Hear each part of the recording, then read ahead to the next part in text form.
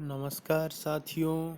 आज हम फिर से हाजिर हैं फिजिक्स के तीसरे लेक्चर में, जहाँ पे हम पढ़ने वाले हैं Newton's fast law of motion और न्यूटन्स लॉ ऑफ मोशन, जो कि टारगेट किया जा रहा है एसएससी, बैंक्स, रेलवे, यूपीएससी और एनडीए के एस्पिरेंट्स को, जो कि बेस्ड है हमारे लेटेस्ट पैटर्न सीईटी 2022 को लेकर। तो चलिए पहले देख लेते हैं कंटेंट में आज क्या है खास। Newton's fast law, Newton's second law, Newton star law, impulse, friction, advantages and disadvantages of friction. तो चलिए शुरू करते हैं Newton's fast law of motion. तो पहली बात तो ये है, Newton's fast law of motion depends upon the law of inertia. Law of inertia क्या होता है? लॉ ऑफ स्थायित्व, समझ रहे? तो स्थायित्व क्या होता है पहले वो देख लेते हैं, फिर हम बात करेंगे Newton's fast law of motion. मान लीजिए आप अगर कभी बस में ट्रैवल किए होंगे, तो अब खड़ा हुआ है बस ऐसे मान लीजिए बस ऐसे खड़ा हुआ है, तो आप गए यहाँ पे बैठ गए, ठीक है। सडनली बस क्या किया? चलना शुरू कर दिया। जब बस चलना शुरू कर दिया तो आप तो यहीं पे रह गए, लेकिन बस निकल गया आगे।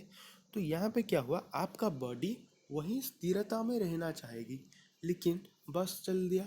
तो बस अगर चल दिया तो आपको इसीलिए पहली बार जब बस छोड़ता है तो आपको एक धक्का लगता है। धक्का क्यों लगता है? आपका बॉडी तो स्थिर रहना चाहता है, लेकिन आपका बस उसे रखने नहीं देता। वो आपका बस उसे पेलता है कि चल चल भाई, तू भी मेरे साथ चल, समझ रहा है? तो इसलिए आपको पहली बार धक्का लगता है। और एक बात सुनिए, अगर कभी आप बस में ट्रैवल किए होंगे तो आप ऐसे खड़े हुए होंगे एक पोल को पकड़कर, ऐसे। अब जब आप खड़े हुए होंगे तो सडनली क्या होता है, जब ड्राइवर वैसे बस को ब्रेक्स लगा देता है, तो आप क्या होते हैं, थोड़े आगे चल जाते हैं। क्यों? क्योंकि आप चलते जा रहे थे, लेकिन सडनली बस रुक गई, तो आपका बॉडी भी चलता जा रहा है, इसलिए आप थोड़े आगे झुक गए।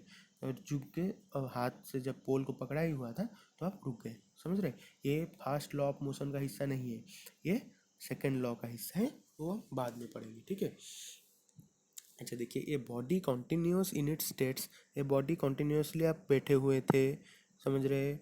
और रेस्ट और यूनिफॉर्म मोशन, आप रेस्ट में सो रहे थे, ठीक है, in a straight line unless an external force action. Unless आपका बस ऐसे ही खड़ा था, जब वो आगे बढ़ गया आपको भी आगे लेकर बढ़ा, तो इसीलिए external force action it. It's based on law of inertia. Inertia is a property of a body by virtue of which is opposed any changes in its states or rest or uniform in motion in a straight line. Inertia, law of inertia क्या होता है? आपको changes in states करता है, आपकी states को आप change कर देता है। कहाँ से? रेस्ट और यूनिफॉर्म मोशन से इन ए स्ट्रेट लाइन, वहाँ से आपका बॉडी को हटा लेता है वो, ठीक है। अच्छा देखिए, इनर्शिया ऑफ रेस्ट क्या होता है? व्हेन ए बस और train at rest started to moving suddenly, the passenger sitting in a jerk is backward direction due to the inertia of rest. देखिए यहाँ पे अब बस था, अब यहाँ पे बैठे हुए थे, बस तो चल दिया। बस अगर चल दिया तो आप वहीं के वहीं रह गए, लेकिन आप वहीं पे नहीं रह सकते, इसीलिए बस क्या करेगा, आपको आगे झुकाएगा। आगे जब झुकाएगा तो आपको एक धक्का लगेगा पीछे से कि जा भाई तू भी जा, उसे आप पेलेगा कि तू जा जा तू भी जा। तो ये होता है इनर्शिया ऑफ रेस्ट। वैसे ही और एक क्या एग्जाम्पल्स है? The dust particles comes out of carpet when it is beaten with a stick due to the inertia of rest. देखिए यहाँ पे एक कारपेट है, यहाँ पे ऐसे करके है, तो यहाँ पे जब आप स्टिक से आप उसे पीटेंगे तो क्या होगा? कारपेट पीछे हो जाएगा, लेकिन डस्ट पार्टिकल वहीं पे वहीं रह जाएंगे। अगर वो वहीं पे रह जाए, उसे ग्रेविटेशनल फोर्स नीचे खींच देगा, तो वहाँ से वो डस्ट पार्टिकल्स नीचे आ जाएंगे, समझ रहे हैं? तो इसीलिए डस्ट पार्टिकल्स नीचे हो जाएगा, ठीक है। तो चलिए और एक बात क्या है? The passenger jumping out from a rapidly moving bus and train is advise to jump in forward direction and forward for a short for while due to the inertia of rest. अच्छा, आप में से लोग जो बस में travel करते हैं, मैं भाई तो बहुत ज़्यादा बस में ट्रैवल करता था अपने बचपन में। मैं रेवेन्सा से हूँ। आपको पता है रेवेन्सा यूनिवर्सिटी कहाँ पे है? कटक में है, उड़ीसा का। ठीक है, तो मैं वहाँ से, मैं भुवनेश्वर का रहने वाला हूँ। तो मैं जब भुवनेश्वर से कटक जाता था दिल्ली, तो मैं वहाँ पे क्या करता था, वो जो बस होता है ना, वहाँ पे वो एक स्टेशन आता है लिंक रोड, हाँ, वहाँ पे बस रुकता नहीं था, लेकिन वहीं पे से अगर आप उतर गए तो आपको आगे चलने में बहुत कम डिस्टेंस पड़ता है। ठीक है, तो मैं क्या करता हूँ, वहाँ से सब लोग धड़ाधड़ दे रहे, मतलब मुझे भी लगा हाँ मुझे, मैं भी कर लूँगा। तो मैं जब वहाँ पे गया और उसके हिसाब से मैं चलने लगा, अरे भाई साहब जो धड़ास से मैंने ब्रेक मार के गिरा हूँ ना, वो कभी मैं नहीं भूलूंगा। जब भी मैं law of inertia of rest पढ़ाता हूँ, मैं स्टोरी जरूर बकता हूँ। ठीक है, तो ठीक है, तो देखिए पैसेंजर ऑफ जंपिंग, देखिए ये आपका बस है, ये आप यूँ चला चला चला चला, हाँ, आप यहाँ पे थे, आपको उतरना है, आप उतरना है तो इसका स्पीड अगर 60 है तो आपका भी स्पीड 60 ही करना पड़ेगा, तभी जाके आप निकल सकते हैं। ठीक है, निकलेंगे और तुरंत रुकिएगा नहीं, वहाँ पर भी आपको स्पीड से उसके साथ भी आगे चलना पड़ेगा। ठीक है, तभी जाके आप सेफली लैंडिंग कर सकते हैं। ठीक है, तो चलिए नेक्स्ट स्लाइड पे चलते हैं। Inertia of motion, bus and train stops suddenly, the passenger sitting in its jerk in forward for a direction due to inertia of motion। देखिए आप मान लीजिए यहाँ पे एक पोल है बस के अंदर, आप उसे पकड़ कर खड़े हुए हैं। कभी आप अगर प्रैक्टिकल लाइफ में करे होंगे तो आपको ज़्यादा बेहतरीन तरीके से पता चलेगा, है। ठीक है, तो यहाँ पे क्या होगा, जब बस ड्राइवर सडनली ब्रेक मार लेगा तो आपका बस तो आकर यहाँ पे रुक जाएगा, लेकिन आपका बॉडी मूवमेंट कर रहा है, मूवमेंट, तो यहाँ पे आकर रुकेगा, क्योंकि वो उसी मूवमेंट में चलता जाना चाहेगा, हाँ। ठीक है, तो इसलिए वो थोड़ा आगे जाकर रुक जाएगा। ठीक है, तो चलिए फिर क्या होता है, the inability of a body changes by its self it's states of uniform motion. वो जो इनएबिलिटी होता है, वो जो एबिलिटी नहीं होता है आपके बॉडी को रुकने के लिए, इसीलिए आपको जर्क फीलिंग होता है। अच्छा देखिए मोमेंटम क्या होता है, momentum of a moving body is equal to the product of its mass and its velocity. अच्छा देखिए वो सब छोड़िए, मान लीजिए भारत का 4 विकेट गिर चुका है, फिर बैटिंग करने आते हैं युवराज सिंह और धोनी, तो वहाँ पे वो 15-20 ओवर खेलने के बाद उनको एक मोमेंटम मिल जाते हैं, वो एक पारी में एक मोमेंटम मिल जाता है। ठीक है, तो भाई आपका फेवरेट प्लेयर विराट कोहली होगा और कोई होगा, लेकिन भाई हम तो भाई पुराने ज़माने के मतलब थे, तो हमारे लिए युवराज सिंह और धोनी का साझेदारी कुछ अलग ही होता है, जय वीरू जैसे साझेदारी होता है युवराज सिंह और महेंद्र सिंह धोनी का। ठीक है, तो चलिए मोमेंटम तो उन लोग वो मोमेंटम पा जाते हैं, कभी कभी कमेंट्री में सुना होगा ना। अब बैट्समैन के पास मोमेंटम है, मोमेंटम मतलब वो एक रफ्तार पा चुका है और वो रफ्तार को आगे लेकर ही जाएगा। ठीक है, वो मोमेंटम मतलब ए मूविंग बॉडी जिसके पास पहले से ही एक रफ्तार है। ठीक है, the momentum of a moving body is equal to the product of its mass and its velocity. Momentum क्या होता है, momentum product of its mass into velocity. ठीक है, स्मॉल m इंटू v। ठीक है, ये होता है मोमेंटम का फॉर्मूला। ठीक है, तो चलिए कंजर्वेशन ऑफ लीनियर मोमेंटम।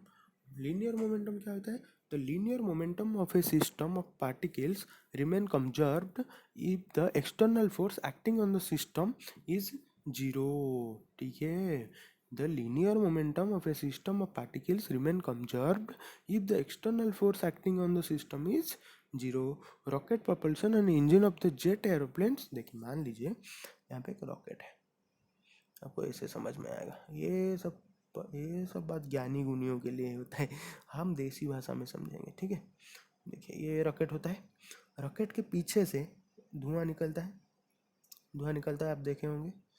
अच्छा ठीक है, ये धुआं जब इस सरफेस को लगता है तो यहाँ से एक फोर्स जनरेट होता है, जो फोर्स इस रॉकेट को ऊपर लेने में काम आता है। ठीक है, ये काम होता है उस फोर्स का, तो इसे हम बोलते हैं कंजर्वेशन ऑफ लीनियर मोमेंटम। ये एक ही लाइन में ये सब काम हो रहा है, यहाँ से नीचे जा रहा है, यहाँ से ऊपर जा रहा है, तो इसीलिए हम बोलते हैं लीनियर मोमेंटम। ठीक है, समझ में आया? आई होप आपको समझ में आ रहा होगा। अच्छा तो देखिए Newton second law of motion, Newton second law of motion जब भी आएगा आपको हमेशा याद रखना है, माँ में ही बल होता है, माँ मतलब मदर में ही बल होता है। मैं ये क्यों बोल रहा हूँ? देखिए, आप कितने भी बॉडी बिल्डर हो गए, आप कितने भी स्ट्रांग इंसान हो गए, आप कितना भी जो भी कुछ हो गए, आपको अगर थोड़ा सा भी दर्द होगा ना, आप पहले आपके मुंह से माँ का ही नाम आएगा। ठीक है, माँ सबसे बलदात्री होती है, समझ रहे हैं? माँ के पास जितना बल होता है ना, पृथ्वी के पास किसी के पास उतना बल नहीं होता है। ठीक है, तो देखिए Newton second law of motion हमें क्या बोलता है, F is equal to M A. ये क्या होता है? ये देखिए, F मतलब force is equal to mass into acceleration. Force is equal to mass into acceleration होता है। ठीक है, देखिए the rate of change of momentum में changes of a body is directly proportional to the force. ठीक है, the rate of change of momentum of a body is directly proportional to the force applied on it in change in momentum take place the direction of applied force। मान लीजिए यहाँ से, ये देखिए इसको क्या मैं वो नहीं, ठीक है, यहाँ पे देखिए, मान लीजिए यहाँ पे एक बॉल है, बैट्समैन ने उसे हिट किया मतलब उसे एक्सेलरेट किया मतलब वो कितने तेज मारा बॉल को, उससे डिपेंड करेगा बॉल बाउंड्री तक जाएगा या नहीं। ठीक है, इससे वो डिपेंड करेगा कि बॉल बाउंड्री तक जाएगा या नहीं। अगर गया मतलब वो एक्सेलरेट जोर से किया है। ठीक है, एम क्या होता है? मास मतलब बॉल का द्रव्यमान कितना होता है, द्रव्यमान कितना है बॉल का, वो तो समान ही होगा ना, उससे तो कोई मतलब चेंज ही नहीं है। ठीक है, तो वो जब हम यहाँ पे देखेंगे तो वो हो जाता है F is equal to M into A. द्रव्यमान समान होता है, एक्सेलरेटर कितना तेज से गया तो वो बाउंड्री तक पहुँचेगा या नहीं। ठीक है, जितना फोर्स ज़्यादा होगा उतना तेज जाएगा, जितना तेज जाएगा उतना जल्दी बाउंड्री तक पहुँचेगा, जितना जल्दी बाउंड्री तक पहुँचेगा फील्डर उसे पकड़ नहीं पाएगा। ठीक है, तो चलिए एग्जाम्पल्स देख लेते हैं क्या क्या है। Cricket player pull their hands backwards while catching a fast approaching ball so that the velocity of the ball can be reduce, this causes less injury. देखिए, मान लीजिए एक बॉल धड़ाक से आ रही है ऊपर से, हाँ ठीक है ठीक है ठीक है, ऐसे ऊपर से आया, यहाँ पे मान लीजिए आपका हाथ है, हाँ ये मान लीजिए आपका हाथ है, अगर बॉल डायरेक्टली आकर आपके हाथ में लगेगा, डायरेक्टली अगर आपके हाथ में लगेगा तो उसका क्या होगा, एक्सीलरेशन तो कम हो जाएगा। ठीक है, मास तो उसका समान ही होता था, मास इससे भी समान होगा, वहाँ से भी समान होगा, मास तो समान होगा, लेकिन जब वो आपके हाथ पे लगेगा तो वहाँ पे क्या होगा, उसका एक्सीलरेशन थोड़ा बचा होगा, थोड़ा सा बचा होगा। जब आप नीचे उसे हाथ ले जाएंगे, जब नीचे हाथ ले जाएंगे उस नीचे, नीचे क्या होगा, वो बॉल के साथ आपका हाथ भी नीचे आएगा। जब आपका हाथ भी उसके साथ नीचे आएगा तो वहाँ पे आपको टाइम मिल जाएगा, वहाँ पे आपको जितना टाइम मिलेगा उसका एक्सेलरेशन कम करने के लिए आपको उतना टाइम मिलेगा। जब उसका एक्सेलरेशन जीरो हो जाएगा तब आप हाथ पीछे ले चुके थे, अगर आप हाथ पीछे ले चुके थे तो इसीलिए आपको बॉल पकड़ने में आसानी होगी, वहाँ पे आपको इंजुरी भी नहीं लगेगी। ठीक है, ये समझ पा रहे? कहीं देखिएगा, आप अगर कभी नोटिस किए होंगे तो ऑस्ट्रेलिया के प्लेयर इतना अच्छे फील्डर्स क्यों होते हैं, क्योंकि वो लोग फिजिक्स पढ़े हुए थे। मतलब ये मैं ये नहीं बोल रहा हूँ कि भारत के फील्डर्स फिजिक्स नहीं पढ़े हुए थे, मैं ये बोल रहा हूँ कि उनको देखिए, रिकी पॉन्टिंग हो गए, माइक हसी हो गए, वो जो उनके टाइम में जो दिग्गज फील्डर थे उनके हाथ से कैच मतलब जाता ही नहीं था, समझ रहे? तो इसीलिए बॉल को पकड़ने के टाइम थोड़ा हाथ पीछे ले जाते हैं ताकि उसका एक्सेलरेशन जीरो हो जाता है, एक्सेलरेशन जीरो हो जाता है तो सिर्फ मास बचता है, मास इंटू एक्सेलरेशन होता है फोर्स, तो फोर्स ही नहीं जब किसी चीज़ में तो आप उसे आसानी से पकड़ सकते हैं, समझ रहे? किसी चीज़ में अगर फोर्स ही नहीं है तो आप उसे आसानी से पकड़ सकते हैं। ठीक है, देखिए यहाँ पे क्या लिखा है, मैं अभी जो आपको समझाया वो वही लिखा है। Fast moving ball has a great amount of momentum due to the velocity, therefore there is a lot of force in the ball rolling back the hand the ball grip reduce the rate of momentum. देखिए मैंने क्या बोला था आपको, reduce the momentum हो जाएगा, change in the ball because of this impact of the ball coming at A faster speed has less impact on the hand. ठीक है, मैं वो बोल चुका हूँ आपको। ठीक है, Newton's third law of motion में चलते हैं। For every action there is an equal and opposite reaction and both act on two interacting object, rocket is performed by the principle of Newton's third law of motion. देखिए मान लीजिए यार, अगर मैं आपको गांधी जी की बात बोलूँ, गांधी जी बोलते हैं एक कोई मारे तो आपका दूसरा गाल दिखा देना चाहिए।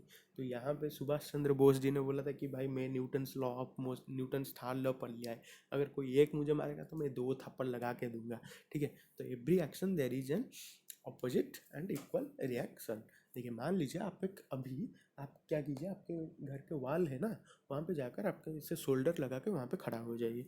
मान लीजिए ये आपका घर का वाल है, यहाँ पे आपका शोल्डर लगा हुआ है, यहाँ पे शोल्डर आप लगा के यहाँ पे खड़ा हो जाइए। ठीक है, आप जितना तेजी से इस वाल को मतलब घुसाने का कोशिश करेंगे ना, वाल भी आपको उतनी ही तेजी से आपको फोर्स लगाएगा कि भाई तू यहाँ से हट जा, तू यहाँ से हट जा। तो every action has an equal and opposite reaction, समझ रहे हैं? इक्वल एंड अपोजिट रिएक्शन, ये आप तो कई कई बार आप बचपन से पढ़ते आ रहे होंगे इस एक क्वेटोस को। तो ठीक है, तो चलिए नेक्स्ट स्लाइड में जाते हैं, एग्जाम्पल्स देख लेते हैं। हुए ने बुलेट कम्स, अच्छा आप में से पबजी तो बहुत लोग खेले होंगे, लेकिन मैं पबजी की बात नहीं कर रहा हूँ। ठीक है, देखिए यहाँ पे मान लीजिए एक गन है,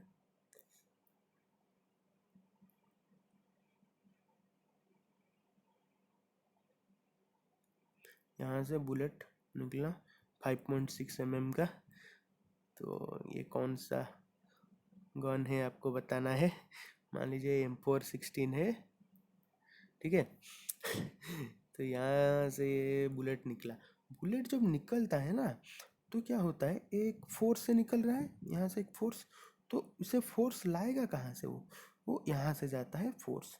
यहाँ से जब वो फोर्स जाकर यहाँ पे निकलता है, तो ये जब निकलता है ना, वहाँ पे एक बैकवर्ड फोर्स लगाता है पीछे की तरफ, एक बैकवर्ड फोर्स लगाता है पीछे की तरफ, ताकि वो रफ्तार पकड़ सके, ताकि वो रफ्तार पकड़ सके। तो इसी रफ्तार बेस्ड है हमारे Newton's third law of motion. If the gun is not held properly the wrist can be break. अगर आप यहाँ पे अगर कई बार आप देखेंगे आर्मी ट्रेनिंग में, वो क्या करते हैं ना, यही जो पार्ट है ना, ये जो ऊपर वाला, इसको क्या करते हैं, अपने शोल्डर से लगा लेते हैं, अपनी शोल्डर से लगा लेते हैं, ताकि ये जब आगे जाएगा गोली, ये जब पीछे आएगा तो ये अपने शोल्डर से लगकर ये उसका थोड़ा कम हो जाए, उसका मतलब मोमेंटम कम हो जाए, तो उसे कम इम्पैक्ट पड़ता है। ठीक है, तो ये तो हो गया हमारा ये। और मैं आपको, हाँ एक और है, when the boat is standing. मान लीजिए ये पानी है, यहाँ पे एक बोट है, आप यहाँ पे बैठे, और जब आप निकलते हैं ना यहाँ से यहाँ तक, यहाँ से आप यहाँ तक जब आप निकलते हैं, ये बोट थोड़ा घिसक जाता है, ये थोड़ा घिसक जाता है। क्यों? ये बैकवर्ड थोड़ा चला जाता है। क्यों? यहाँ पे आप ऐसे पैर लगा के यहाँ पे आए ना, तो आप इसे ऐसे इसे घुसा दिया कि तू जा पीछे जा, तू पीछे जा, मैं तभी आगे जाऊंगा। तो इसी वजह से पृथ्वी में अगर आप अभी चल पा रहे हैं, तो Newton's third law of motion के लिए ही चल पा रहे हैं, क्योंकि ये जमीन है। जमीन में अगर आप चल रहे हैं, तो यहाँ पे आपका पैर जमीन को घिसक रहा है। अगर जमीन आपको बल दे रहा है कि भाई तू आगे चल, भाई तू आगे चल, बहन तू आगे चल, इसीलिए आपको जमीन को आपको घिसाना पड़ रहा है, जमीन से आप एक स्टे लगाकर चले हुए हैं। ठीक है, ये होता है Newton's third law of motion. और एक एग्जाम्पल से क्या है मुझे याद नहीं आ रहा है। ठीक है, इतना ही आपके लिए काफ़ी होता है। ठीक है, चलिए नेक्स्ट, इम्पल्स क्या होता है? Large force which acts on a body for very short interval of time, it's produce a large changes in momentum. देखिए मोमेंटम और इम्पल्स के अंदर एक, यहाँ पे वेरी शॉर्ट इंटरवल में आपका चेंजेस होता है, वहाँ पे लॉन्ग इंटरवल में। इतना ही डिफरेंस है इम्पल्स में और मोमेंटम में। ठीक है, तो very short interval of time में ज़्यादा इम्पैक्ट कर लेता है, उसे बोलते हैं इम्पल्स। ये चीज़ आपका आएगा ही नहीं। ठीक है, चलिए फ्रिक्शन क्या होता है? Friction force resting of the relevant moment motion और solid surface, fluid layer and material element sliding against each other. मान लीजिए यहाँ पे एक प्लेन सरफेस है, और आप उसके ऊपर एक प्लेन डब्बा रख लिए, तो यहाँ पे फ्रिक्शन होगा क्या? यहाँ पे फ्रिक्शन नहीं होगा। ठीक है, मान लीजिए यहाँ पे एक ऐसे ऑन सरफेस है, उसके ऊपर और एक ऑन सरफेस रख दे, यहाँ पे फ्रिक्शन होगा क्या? नहीं होगा। क्यों नहीं होगा? क्योंकि वो दोनों इंटरलॉकिंग हो जाएंगे, ये दोनों इंटरलॉकिंग हो जाएंगे। तो इसके लिए क्या करना पड़ा, ये गुदगुदा सरफेस है, यहाँ पे आप ऑयल दे दीजिए, ग्रीस दे दीजिए, पेट्रोल लगा दीजिए। ठीक है, उसके ऊपर जब आप एक लगाएंगे, तो ये उसे स्लाइड करेगा। स्लाइड कैसे कराएगा? फ्रिक्शन के वजह से, यहाँ से फ्रिक्शन की वजह से ये स्लाइड होता जाएगा। ठीक है, ये होता है आपका फ्रिक्शन। फ्रिक्स the force of friction depends upon the mass of the body of a surface. Mass of the body of a surface, mass of a body of a surface, उसका सरफेस क्या है उसके ऊपर डिपेंड करता है। Roughness of the surface in contact between them, and then magnitude of friction which increases in roughness and mass। यहाँ पे जब आप एक रफनेस में एक ऑयल डालेंगे, ग्रीस डालेंगे, तभी जाके आपका क्या होगा, यहाँ पे आपका फ्रिक्शन जनरेट होगा। ठीक है, आपको समझ में आया? आई होप आपको समझ में आ रहा होगा। देखिए एडवांटेजेस ऑफ फ्रिक्शन में क्या क्या खास है। In certain cases friction is essential for motion, it is necessary able. ठीक है, एक कुछ जगह में आपके फ्रिक्शन के वजह से ही आप चल पा रहे हैं। ठीक है, अगर अगर पृथ्वी के ऊपरी सतह के साथ अगर आपका पैर का फ्रिक्शन ना होता तो आप चल ही नहीं पाते, आप हमेशा घिसक जाते, हमेशा स्लाइड करते रहते हैं। ठीक है, without friction motion can not be started, stop और transfer from one body to another. मान लीजिए यहाँ पे आपका रास्ता है, रास्ता के ऊपर टायर आपका फ्रिक्शन कर रहा है, तभी आपकी गाड़ी चल पा रहा है। ठीक है, यहाँ से तो शुरू हो गया, अगर फ्रिक्शन ही नहीं करता तो आप स्लाइड करते रहते हैं। ठीक है, आपका फ्रिक्शन ही नहीं होता तो आप गाड़ी चला ही नहीं पाते। ठीक है, यहाँ पे तो हो गया शुरू। देखिए यहाँ पे स्टार्टेड हो गया, स्टॉप करने के लिए गाड़ी में ब्रेक लगा होता है, ब्रेक लगा होता है ऐसे, उसे अगर वो ब्रेक शू अगर उस टायर के रिम के साथ फ्रिक्शन ना करेगा, जब आप ब्रेक मारते हैं, देखिए ये होगा टायर, यहाँ पे होता है ब्रेक। हाँ, आप जब ब्रेक मारते हैं तो ये क्या करता है, ये ऐसे चिपक जाता है उसके रिम के साथ। ठीक है, वो रिम के साथ ऐसे चिपक जाता है, तो क्या होता है, वो बाइक क्या होता है, स्लो हो जाता है। अगर वो रिम के साथ चिपकेगा नहीं, अगर वो फ्रिक्शन नहीं बंद करेगा, तो आपकी गाड़ी यहाँ से वहाँ तक स्टॉप ही नहीं होगा। ट्रांसफर तो आपको बताया रोड के साथ होता है, तो आप ट्रांसफर होते हैं वन बॉडी टू अनदर। ठीक है, तो चलिए एडवांटेजेस हो गया। डिसएडवांटेजेस में चलिए, force of friction result of heating in the work part of the machinery that may damage the parts, friction cause to wear and tear और द पार्ट्स ऑफ मशीनरी। देखिए फ्रिक्शन की वजह से मान लीजिए बड़े बड़े कारखाना में, देखिए यहाँ पे ऐसे आप देखे होंगे ना, वो साइकिल के पेडल के नीचे जो आता है ना, वो ऐसे करके, तो वहाँ पे क्या होता है, फ्रिक्शन होता है। अगर फ्रिक्शन नहीं होगा तो साइकिल का पेडल ही नहीं घूमेगा। ठीक है, तो यहाँ पे क्या होता है, बड़े बड़े इंडस्ट्री में ये जो फ्रिक्शन की वजह से ज़्यादा हीट जनरेट होता है। आप अगर देखिए आपके दोनों हाथ को दोनों हाथ में घिसिए, जब आप घिसते हैं तो वहाँ से हीट जनरेट होता है। क्यों हीट जनरेट होता है, आपका दो सरफेस के ऊपर ऐसे लग रहा है, इसलिए वहाँ से हीट जनरेट हो रहा है। तो हीट जनरेट होगा तभी वो आपका फ्रिक्शन होगा।